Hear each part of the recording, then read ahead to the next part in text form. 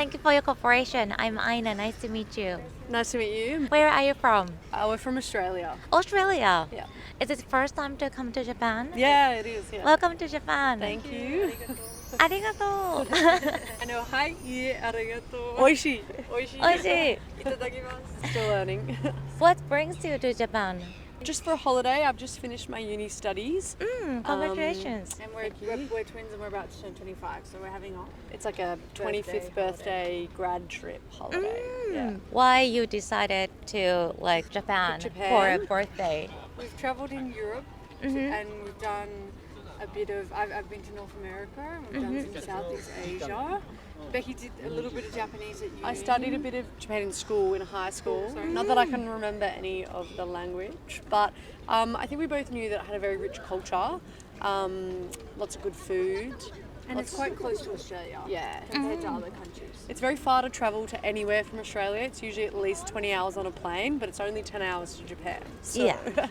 Do you have any experiences that are the most memorable things in Japan? So we went skiing for the first time. Ah, cool. In Where? Hakuba Valley at Hakuba. Hakuba, yep.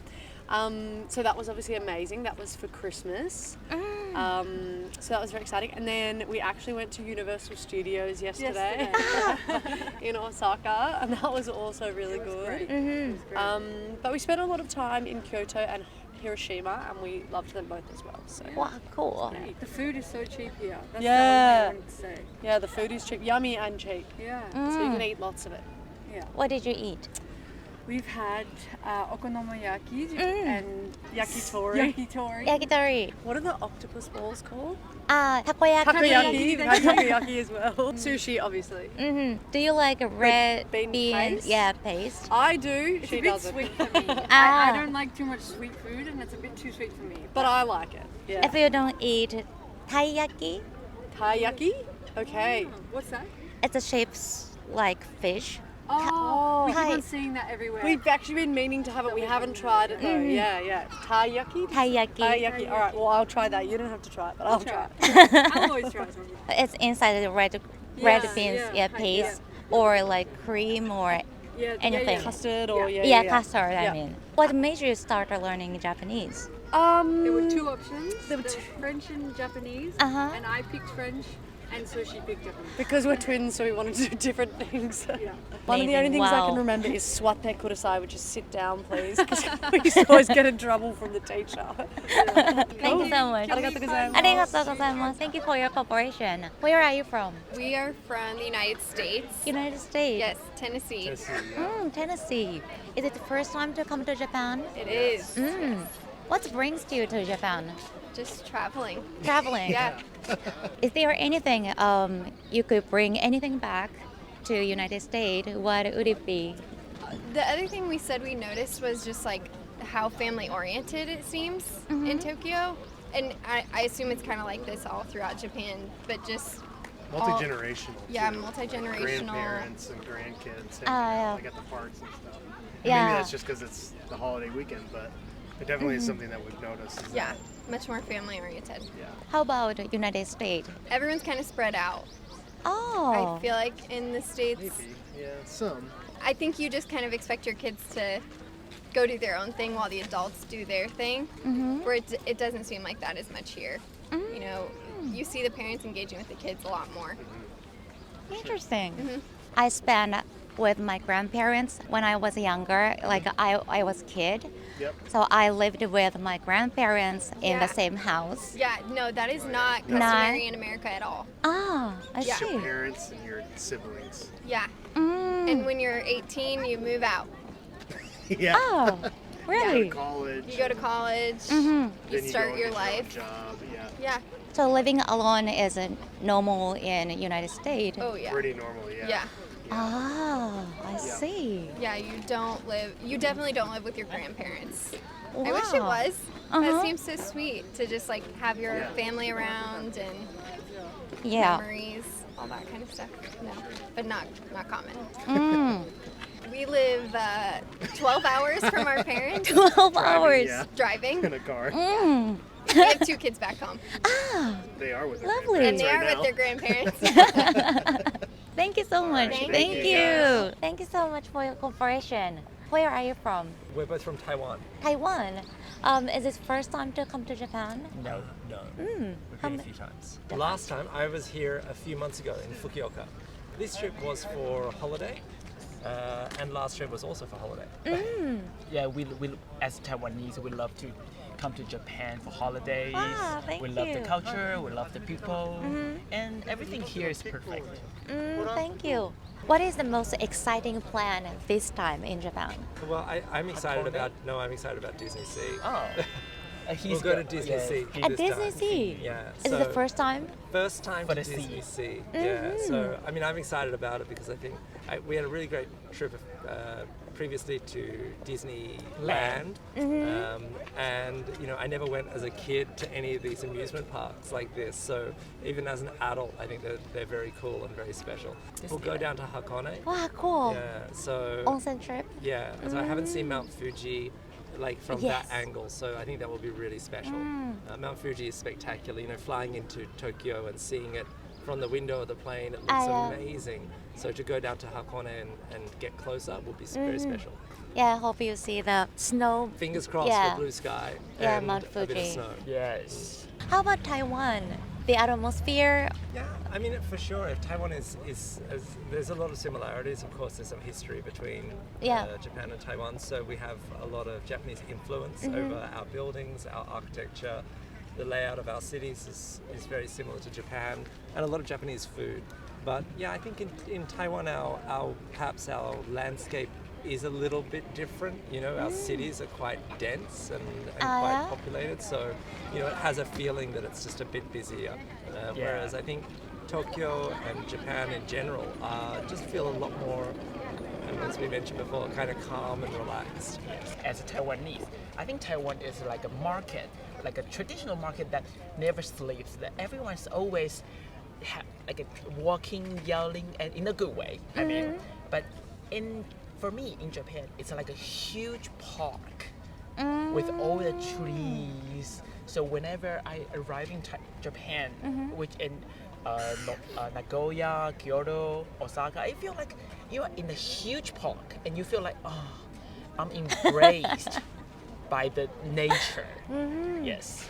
But in Taiwan, it's like a city never sleeps. And I like it too. Yes. Yeah. Yeah. It's like New York. Yeah, it's like you have to walk so fast.